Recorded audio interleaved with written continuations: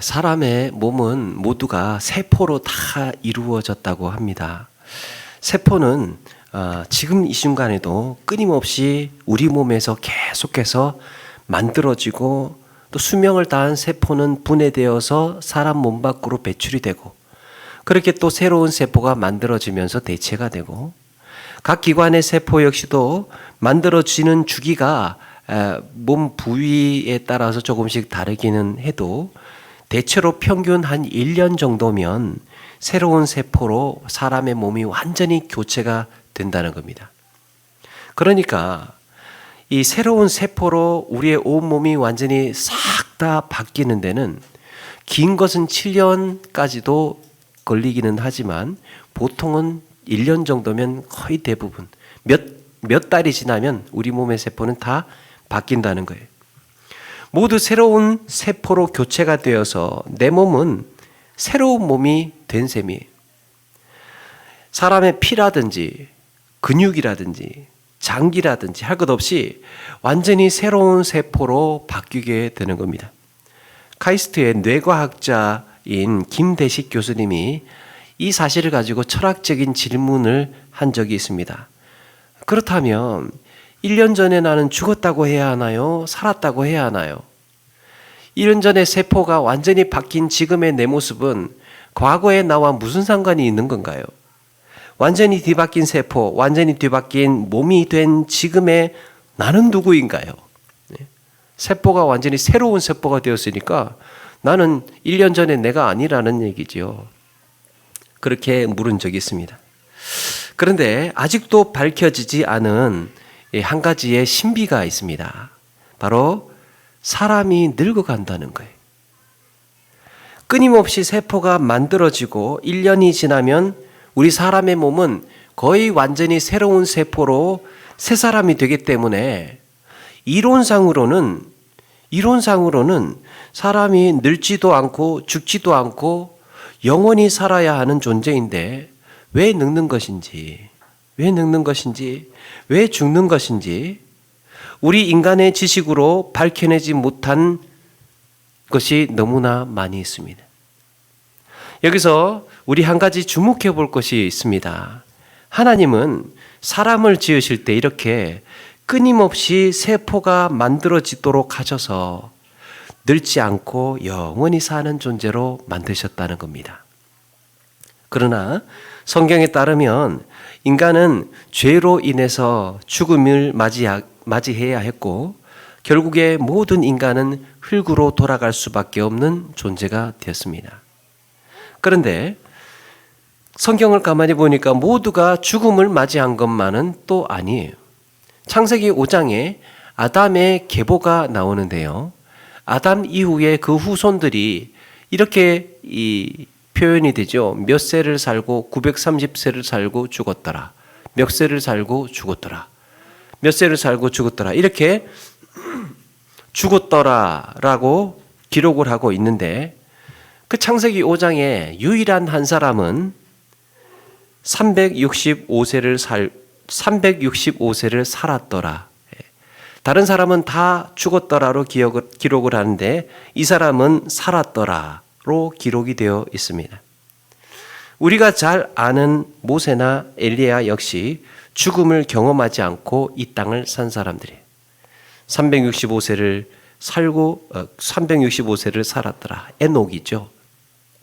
성경에서 이런 특이한 사건들은 우리에게도 영원한 생명을 소망할 수 있다는 사인을 주고 있습니다.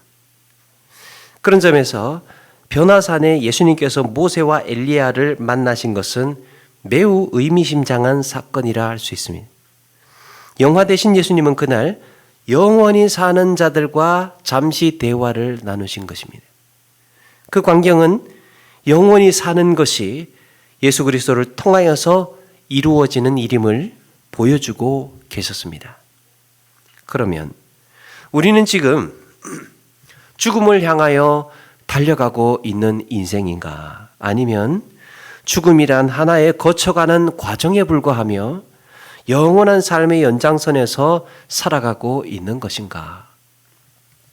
사도 바울은 오늘 에베소 교인들을 향하여서 영원한 삶을 사는 성도임에도 불구하고, 영원한 생명을 가진 성도임에도 불구하고 그들의 삶의 모양은 지금 죽어가고 있는 영혼처럼 그렇게 행동하고 있는 모습을 보면서 안타까워하고 있습니다. 영원히 살아가는 인생 성도임에도 불구하고 마치 죽은 자처럼 지금 행동하면서 살고 있더라는 거죠. 우리 스스로에게도 이렇게 질문해 볼 수 있습니다. 나는 지금 죽어가는 인생인가? 오늘을 살아가고 있는 인생인가?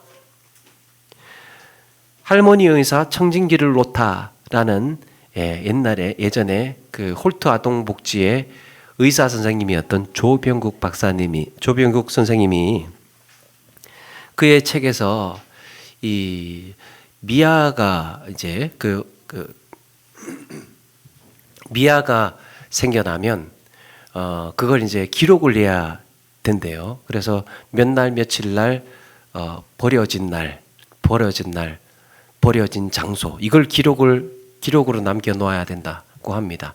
그런데 자기는 발견된 날로, 생명이 발견된 날로 기록을 한다는 거죠. 우리의 생명은 버려진 것이 아니고 발견되어야 하기 때문에 아이들이 몇 날 발견되었다, 며칠 날 발견되었다, 그렇게 자기는 기록을 한다는 것입니다. 이 살아가는 것은 뭐 똑같다고 하더라도 표현이 죽어가는 인생, 살아가는 인생, 다른 어감, 다른 의미를 가지고 있습니다. 죽어간다는 것은 기울어 간다는 것이고, 살아간다는 것은 계속해서 이어진다는 것을 의미합니다.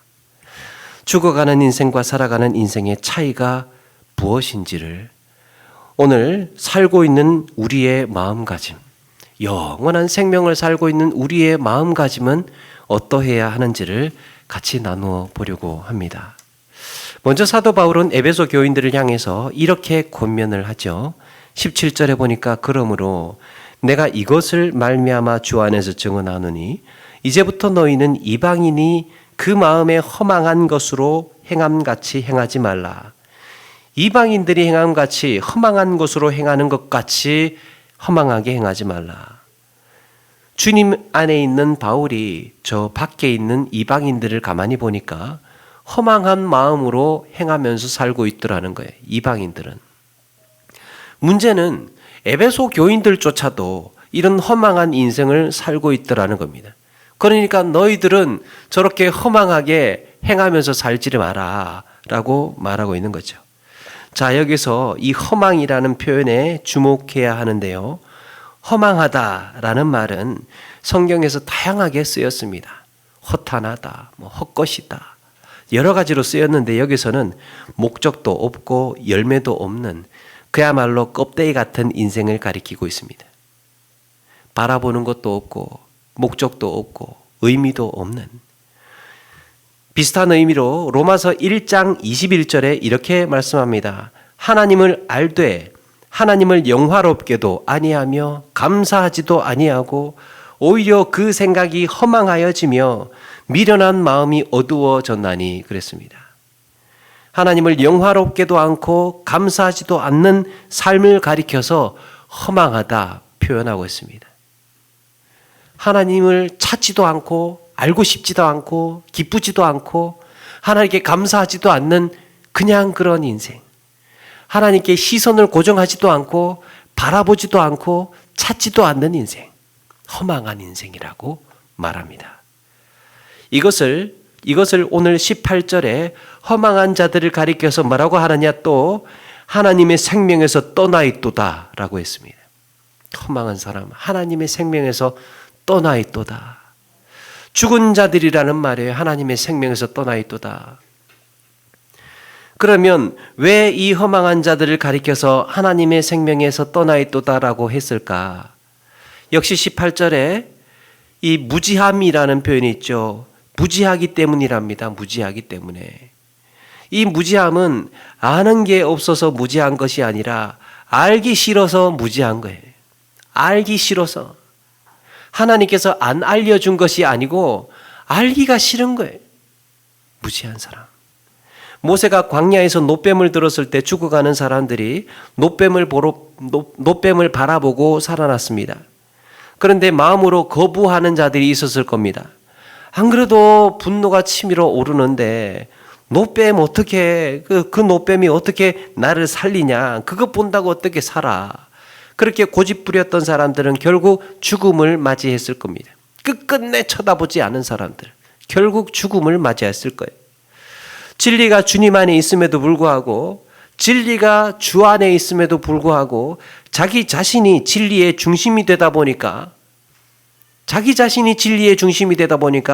하나님을 볼 필요 없다고 생각을 하는 겁니다. 또 하나는 마음이 굳어졌기 때문이랍니다. 마음이 굳어졌기 때문에. 마음이 굳어졌다는 것은 양심의 기능이 상실했다는 말이죠. 누가 죄인이라고 해도 그것이 죄인 줄 깨닫지 못하고, 그걸 잘못이라고 해도 잘못인지 알아차리지 못하고 있습니다. 마음이 돌같이 굳어져 있다 보니까 전혀 찔림도 없고 아픔도 없고 느끼지도 못하고 부끄러움도 모르는 그런 자가 되어버렸습니다. 여러분, 산 자와 죽은 자의 차이가 무엇입니까? 죽은 자는 느끼지 못하고 시인하지 못하는 것. 죽은 자는 반응하지 못하는 겁니다. 죽은 자는 자책하지를 못합니다. 죽은 자는 부끄러워하지 못합니다. 그러나 산 자는 마음에 찔림이 있으면 고통스러워하고 괴로워하고 부끄러운 줄 아는 것이지요. 그게 영적으로 산 자와 죽은 자의 차이입니다. 계속해서 19절에 하나님의 생명에서 떠나 있는 자들을 가리켜서 이렇게 말씀합니다. 하나님의 생명에서 떠나 있는 자들이 어떤 자인가? 그들이 감각 없는 자가 되어 자신을 방탕에 방임하여 모든 더러운 것을 욕심으로 행하고 그랬습니다. 감각 없는 자가 되어. 여기서 방탕이라는 표현, 방탕이라는 단어를 국어사전에 한번 찾아보니까요. 술, 성적 쾌락, 노름 등에 과도하게 빠져서 바르게 살지 못함이라고 풀이를 했습니다. 국어사전에는 술, 성적 쾌락, 노름 등에 과도하게 빠져서 바르게 살지 못함. 이때 과도하게 빠졌다라는 말을 염두에 두어야 됩니다. 통제력을 잃고 스스로 헤어나올 수 없는 지경에 이른 것을 가리켜서 말합니다. 방탕. 그런데 여러분, 이 오늘 말씀에서 이 방탕이라는 표현은 단순히 쾌락이나 이런 도박 같은 거에 빠져서 사는 그 정도로 생각을 하면 오늘 말씀을 조금 더 선명하게 이해하는 데에 어려움이 있을 것 같아요. 지금 여기에서 말씀하고 있는 이 방탕은 이런 그냥 이런 술이나 또 쾌락이라든지 또 노름이나 도박이라든지 이런 협소한 것만 가지고 그 방탕이다 이렇게 율법적으로 지적을 하는 것이 아니고 인생 전체의 방탕을 이야기하고 있는 겁니다. 우리가 여기서 방탕이라는 단어를 그래서 다시 한번 생각해 볼 필요가 있는데요. 국어사전에 풀이되어 있는 방탕은 인간의 상식을 기준으로 하고 있습니다. 그러니까 통념상 상식적으로 이야기를 합니다. 그러니까 내 가정이나 내 직장이나 내 일상생활에 크게 지장을 줄 정도만 아니면 뭐를 해도 괜찮다는 전제가 깔려 있어요. 가정이 뒤집어질 정도가만 아니고 내 건강만 크게 해를 끼칠 것은만 아니면 괜찮다 하는 전제가 깔려 있습니다. 그래서 사전대로라면 우리가 하는 모든 일상의 그런 일들은 방탕이 아닌 거죠. 그런데 그래서 가정이 파탄난다든지 내가 몸담고 있는 직장에서 쫓겨날 정도만 아니면 그 방탕한 것 때문에 사업이 위태로워질 정도로 또 내 몸이 상할 정도로 조절하지 못하는 것만 아니면 그 방탕이 아니라는 거죠. 그런데 오늘 말씀에서 쓰이고 있는 방탕은요, 단순히 이런 상식이나 윤리적인 문제 정도의 표현이 아니라 훨씬 높은 차원의 방탕을 이야기하고 있습니다. 로마서 1장 26절에 이런 말씀이 있는데요. 이 때문에 하나님께서 그들을 부끄러운 욕심에 내버려 두셨으니 1장 28절에 또한 그들이 마음에 하나님 두기를 싫어하며 하나님께서 그들을 그 상실한 마음대로 내버려 두사 합당하지 못한 일을 하게 하셨으니 라고 했습니다. 상실한 마음, 마음에 하나님 두기를 싫어하는, 하나님 두기를 싫어하고 그런 하나님을 상실해버린 인생. 그러니까 모든 생각과 말과 행동의 기준이 하나님에게 있지 않고 부끄러운 욕심에 두고 있는 겁니다. 부끄러운 욕심. 그러니까 본능적으로 내가 하고 싶은 것, 내가 원하는 것대로, 원하는 것대로. 그래서 방탕은 하나님을 상실한 채 부끄러운 욕심에 과도하게 빠져 있는 상태를 방탕이라고 할 수 있습니다. 하나님을 잃어버린 자가, 하나님을 찾고 싶은 마음이 없는 자가 부끄러운 욕심에 의존해서, 오늘 말씀에는 유혹의 욕심이라고 표현을 했습니다. 유혹의 욕심. 그 욕심에 의존해서, 욕망에 의존해서 과도하게 빠져 있는 상태를 방탕이라고 합니다. 인본주의에서는 이 욕망이라는 것을 긍정합니다. 사람의 모든 출발점은 욕망에서부터 출발한다. 그래야 자유한 인생이다 라고 이야기를 합니다.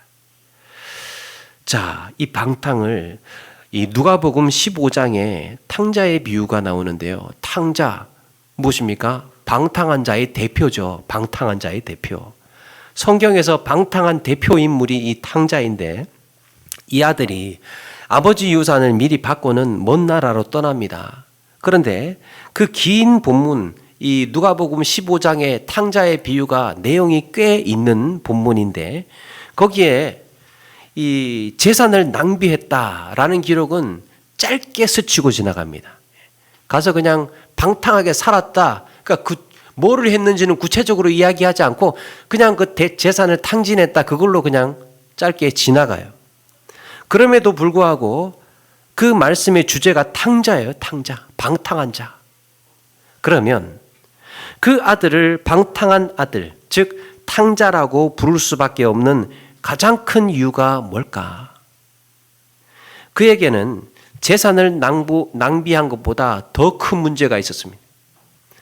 아버지에게 물려받은 재산을 자기 마음대로 막 해프게 이렇게 사용한 것보다 그에게는 더 큰 문제가 있었습니다. 그게 무엇입니까? 바로 아버지를 떠난 거예요. 아버지는 이 아들이 언제 돌아오나 싶어서 매일같이 해질녘이면 어김없이 동구 밖에 나가서 아들을 기다렸습니다. 오늘은 오겠지. 그렇게 한 세월을 보냅니다. 그러다가 정말 꿈만 같은 일이 벌어지죠. 세상에 아들이 돌아온 거예요. 이 아들이 그동안 무슨 짓을 하고 다녔는지, 어디를 돌아다녔는지, 이 돈 가지고 어디에 썼는지, 무슨 죄를 졌는지, 어떻게 돈을 쓰고 허랑방탕하게 살았는지는 아무런 문제가 되지 않습니다. 너 이 돈 내 유산 이거 물려준 것 가지고 너 어디다 썼어? 무슨 짓을 하고 살았어? 그거 묻지 않아요. 아무런 문제가 되지 않고 우리가 주목해 보아야 할 포인트는 아버지에게 돌아온 순간, 그때부터 아들을 탕자라고 부르지 않습니다. 탕자의 인생, 탕자의 문제는 아버지에게로 돌아오는 순간 해결이 된 겁니다. 그때부터 새 옷을 입히고 금가락지를 끼우고 이제는 내가 아버지한테 종이라고 그냥 하인으로 살아야 되겠다 하면서 돌아왔는데 웬걸 그냥 그대로 아들로 다 받아주시는 겁니다. 돈을 다 써서 탕자가 아니라 아버지를 떠나서 탕자였던 것입니다. 물론 아버지를 떠나고 탕진하고 이렇게 사는 것도 다 포함이 되겠지만 중요한 포인트는 아버지를 떠났다는 거예요.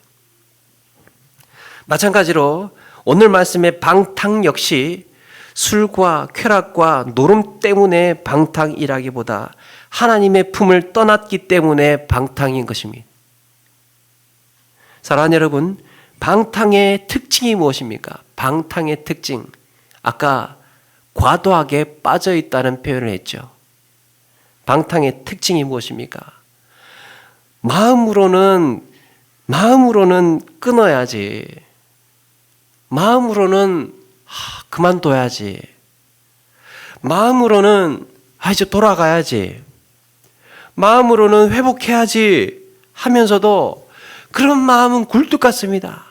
굴뚝 같은데 그게 마음대로 잘 되지 않는 것이 방탕의 특징이에요. 이건 내가 돌이켜야 되는데, 회복해야 되는데, 나 이러면 안 되는데, 그런데 안 돼요. 안 돼요.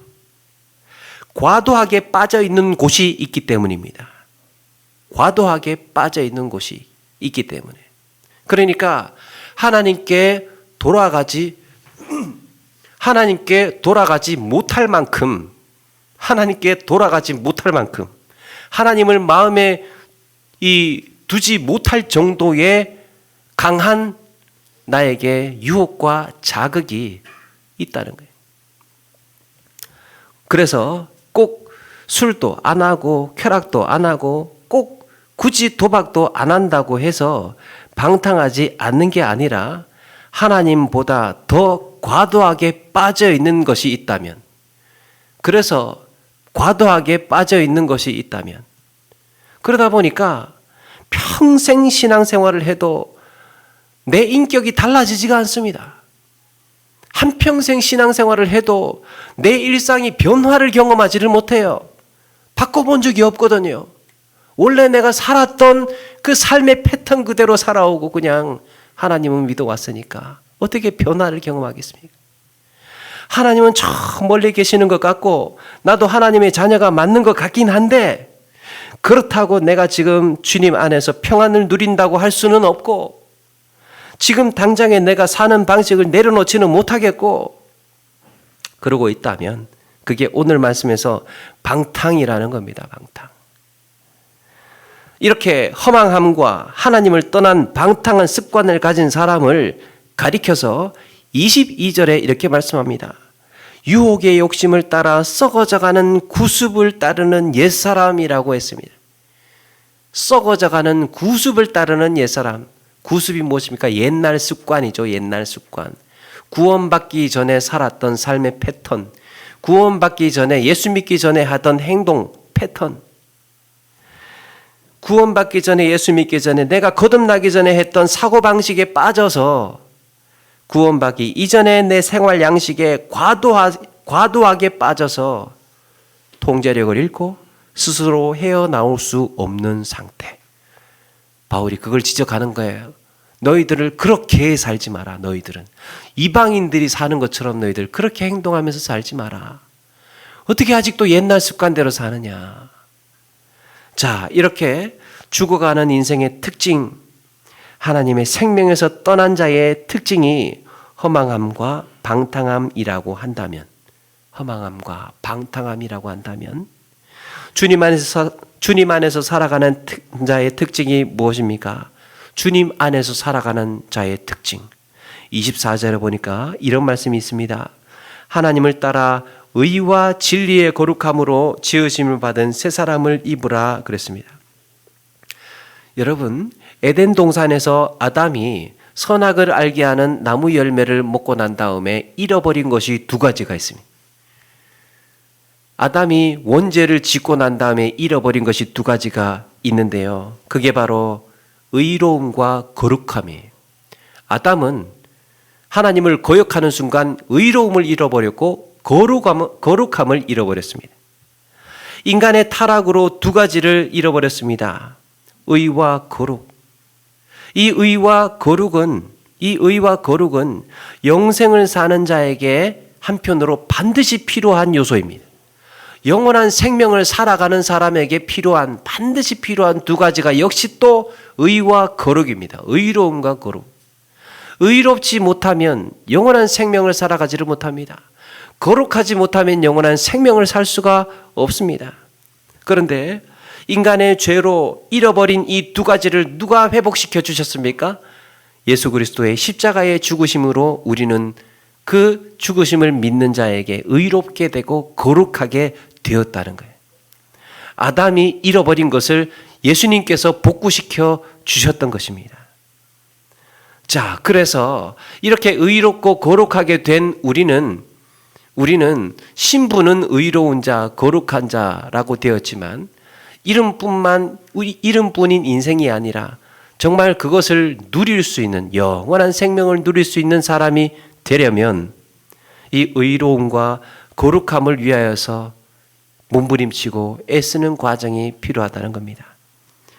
그렇게 의로움에 익숙해지고 거룩함에 익숙해져 가는 과정이 성화의 과정이라고 하죠.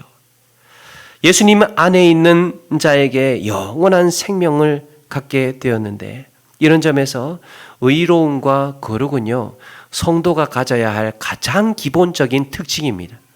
성도가 가지고 있어야 할 가장 기본적인 특징, 의로움과 거룩함이에요. 그렇다면 주님께서 우리를 의롭다 하시고 거룩하다고 하셨는데 이런 의로움과 거룩함을 매일같이 이것으로 영적인 세포를 배양시키고 늘려가면서 어떻게 하면 살 수 있을까? 어떻게 하면 이 영적인 세포가 우리의 몸에서 살아날 수 있을까? 과연 이제는 죽은 자처럼 살지 않고 살아있는 자로서 오늘을 살기 위해서 어떤 삶의 태도가 필요할까?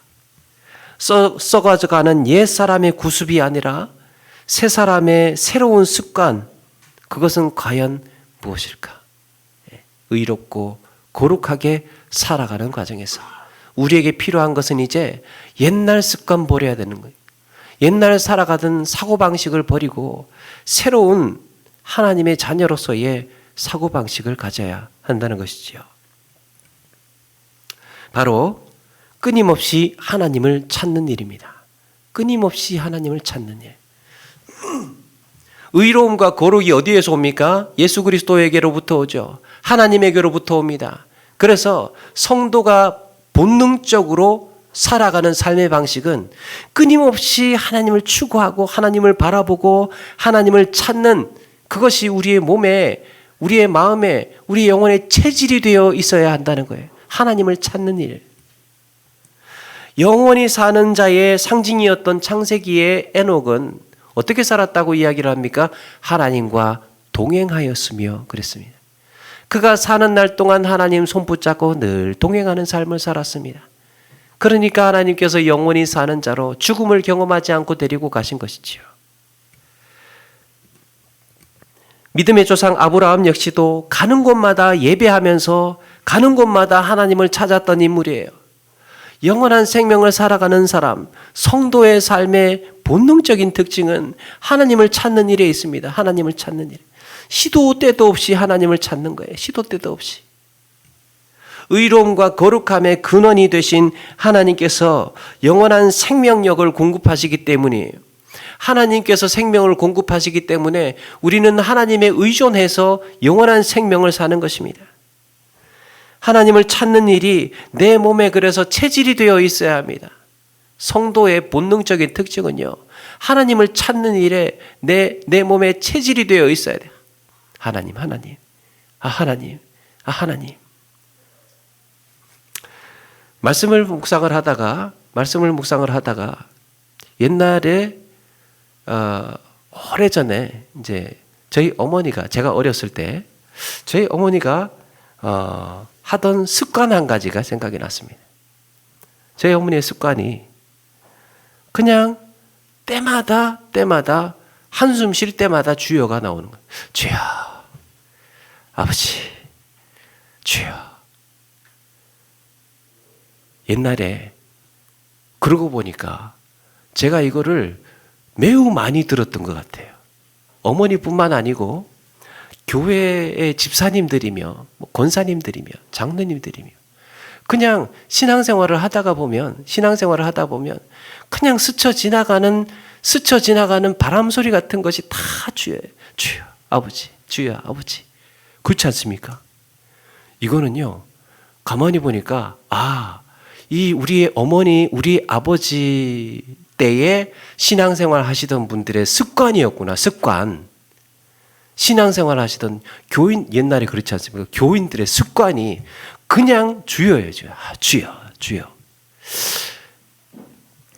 교회 와서, 또 집에서, 언제든지. 그리고 또 때마다 자리를 옮길 때마다 기도하는 습관이 있습니다. 때마다 자리를 옮길 때, 교회에 와서도 기도하고, 집에 가서도 기도하고, 어디 장소를 옮기면 옮기는 대로 기도하고, 그런 습관이 있습니다. 누구를 만나든지 잠시 눈을 감고 기도하기 시작을 합니다. 어쩌면 그게 여러분 그거는 그때 습관이고 이렇게 아무것도 아닌 것 같아도요, 그게 새 사람을 입은 자의 엄청난 습관이었던 겁니다. 옛사람의 구습을 버리고 새로운 습관을 가진 것이죠. 때마다 주님을 찾는, 때마다 주님을 부르는, 수시로 순간마다 우리 하나님을 찾는 이 습관. 어떤 특징이 있느냐? 매 순간 하나님을 의식하고 있다는 이야기입니다. 하나님을 의식하고 있어요. 여러분, 우리가 이 시대에도 그러면 우리도 그렇게 그냥 매 순간 숨 쉴 때마다 주여라고 합시다. 이렇게 하자는 이야기가 아니라 그 정신은 우리의 몸에 체질로 살아있어야 되지 않냐는 겁니다. 그 정신은 살아있어야 되지 않겠습니까? 하나님을 찾는 자의 습관, 어떤 방식으로든지 우리의 몸에 배어 있어야 하지 않겠습니까? 그리고 오늘 삶에서 끊임없이 하나님을 찾는 습관을 우리는 가져야 됩니다. 예를 들면 예배 시간을 구별해서 정확한 시간을 지켜본다든지, 나만의 기도 시간을 가져볼 수도 있습니다. 나만의 기도 시간을 가져볼 수도 있고, 또 하루에 한 번씩 시간을 구별해서 말씀 묵상의 시간을 가져볼 수도 있습니다. 10분이고 20분이면 됩니다. 말씀 묵상 시간을 가져보는 거예요. 거룩한 습관. 말씀 묵상 매일 해야 구원받는 것은 아니나, 말씀 묵상을 매일 하는 습관을 가진 자의 삶은 하지 않는 자의 삶과 변화도가 달라집니다. 변화도가. 옛 습관, 하나님을 찾는 습관을 가진 성도가 썩어져가는 습관, 또 하나님의 생명에서 떠난 자의 습관을 버릴 수가 있습니다. 바꾸는 거죠. 옛날 거, 몹쓸 것, 내가 버려야 될 것, 과감하게 새로운 영적 세포를 생산시키는 새로운 영적인 습관으로 대체시키는 거죠. 그래야 우리가 영원히 사는 자의 기쁨을 누리며 살아갈 수 있습니다. 한 가지 이야기로 말씀을 마치려고 합니다. 에릭 마리아 레마르크라는 사람의 소설 서부전선 이상 없다라는 책에 주인공 보모가 1차 세계대전 중에 어떤 선생님의 연설을 듣게 됩니다. 조국이 나를 부른다. 연설을 듣고 나서 마음에 감동이 된 거예요. 그리고 고등학교 친구 7명하고 학도병으로 1차 세계대전 전장으로 참여해서 갑니다. 10주간의 훈련을 마치고 서부전선 최전방에 배치가 되는데, 처음에는 얼마나 그 가슴 뜨겁게 서부전선으로 달려갔습니까? 애국심에 나의 조국을 위하여 싸우리라. 그러면서 서부전선 최전방에 달려갔는데, 웬걸 정작 가보니까 그냥 사람 목숨이 하루하루 그냥 살아가는 데에 감사할 정도로 얼마나 처참한지, 애국심이고 뭐고 그냥 하루하루 그냥 사는 것이 감사한 이런 순간들을 보내고 있었습니다. 그러면서 친구들이 하루가 지나면서 내 정말 피를 나눈 이 친구들이 한 명씩 죽어가는 거예요. 그리고 결국에는 어느 날 종전을 앞둔 어느 날 이 보모 역시도 허무하게 죽게 됩니다. 며칠만 좀 더 버티면 살 수 있었는데, 며칠만 좀 더 버티면 끝날 일을 이 며칠 남겨놓고 죽었던 겁니다. 그런데 그날 군사 보고서에 서부전선 이상 없다라고 보고가 됩니다. 서부전선에서 이 친구는 장렬하게 죽었는데 보고서는 서부전선 이상 없습니다, 이렇게 보고를 했다는 겁니다. 안타까운 청춘이 죽음을 맞이했지만 그날 세상의 반응은 이상 없음이었습니다. 죽었으나 이상 없습니다. 사랑하는 여러분, 사람은 누구나 언젠가는 이 땅에서의 마지막이 있을 겁니다. 누구나.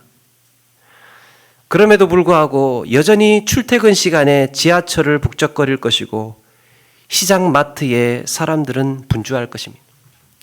저는 가끔 그런 상상을 해봅니다. 내가 이 세상에 없어도 여전히 통근버스는 왔다 갔다 할 것이고 시장에 사람들은 북적북적거릴 것이고 내가 없어도 여전히 마트 사람들은 물건값 흥정한다고 뭐 이런 거 저런 거 산다고 분주하겠지. 그런 생각을 해봅니다.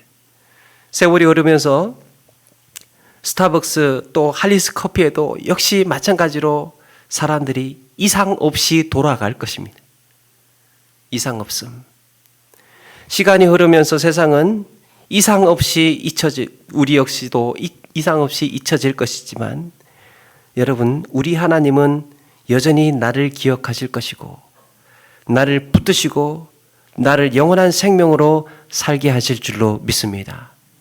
세상의 모든 것들이 나를 잊는다고 하더라도, 내가 없어도 이상 없다라고 말할 수 있다 하더라도 우리 하나님은 나를 기억하시고 나를 지금도 붙들고 계신다는 거예요.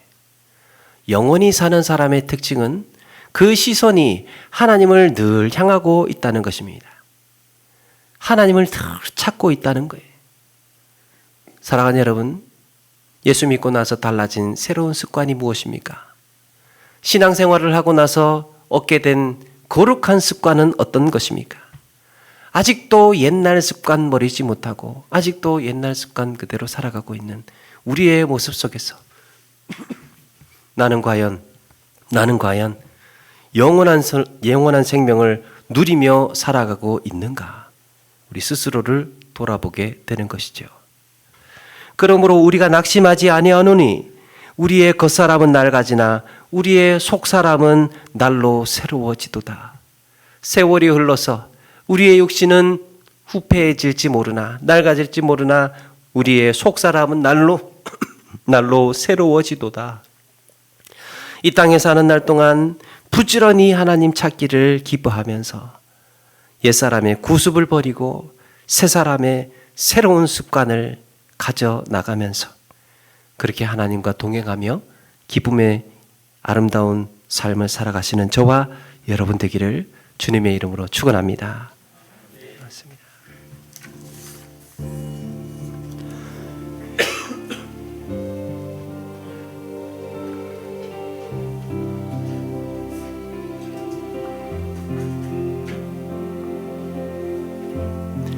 지극히 높은 주님의 낮이 성소로 들어갑니다. 세상의 신을 벗고서 주 보좌 앞에 엎드리리. 내 주를 향한 사랑과 그 신뢰가 사그러져 갈 때 하늘로부터 이곳에 장막이 덮이네. 이곳을 덮으소서. 이곳을 비추소서. 내 안에 무너졌던 다 회복하리니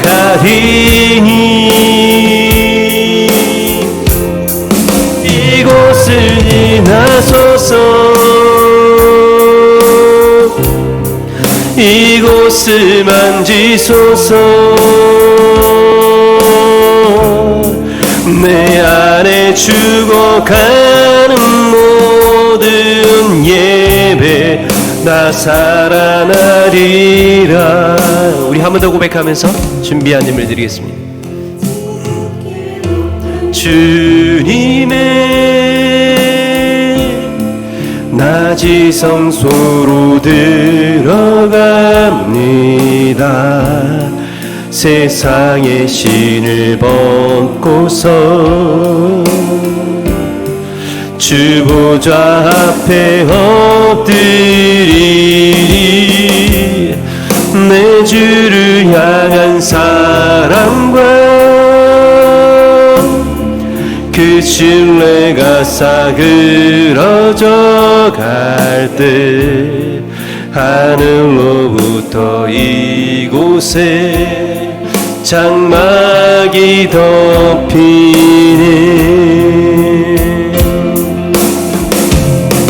이곳을 덮으소서 이곳을 비추소서 내 안에 무너졌던 모든 소망 다 회복하리니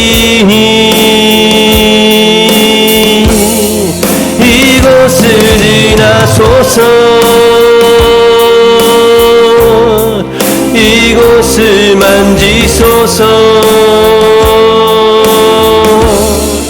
내 안에 죽어가는 모든 예배 다 살아나리라.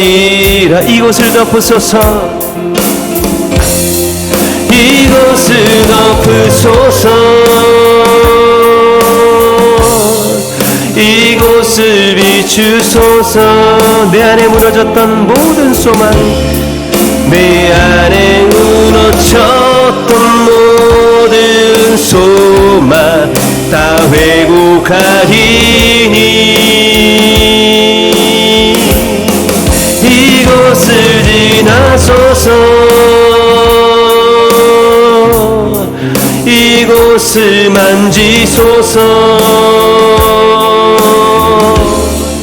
내 안에 죽어가는 모든 예배 다 살아나리라. 예, 우리 오늘 말씀 기억하면서 잠시 한번 기도하며 나가기를 원합니다.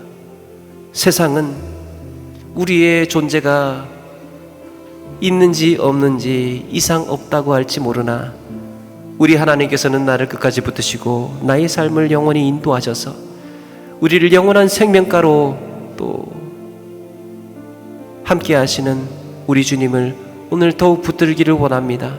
하나님, 우리의 살아가는 거룩한 습관, 하나님을 찾는 습관을 다시 복구하고 회복하겠습니다.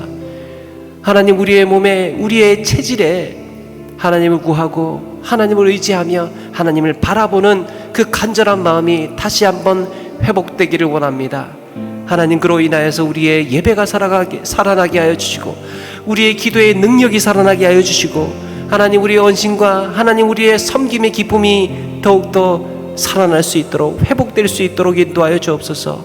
하나님, 우리의 연약한 마음을 어루만져 주셔서 참으로 이제는 옛사람의 썩어질 옛사람의 습관을 버리고 거룩한 새로운 삶의 습관을 가지는 하나님 다짐과 결단으로 나아가기를 원합니다. 하나님, 우리에게 용기를 주시고 지혜를 주시고 그런 담대함을 주셔서 하나님, 우리의 삶이 하루하루 변화되고 하루하루 그렇게 성장하며 성숙해져 나갈 수 있도록 하나님 인도하여 주옵소서. 우리 같이 한번 다짐하고 고백하며 이 시간 함께 잠시 한번 기도하며 나가겠습니다. 같이 한번 기도하겠습니다.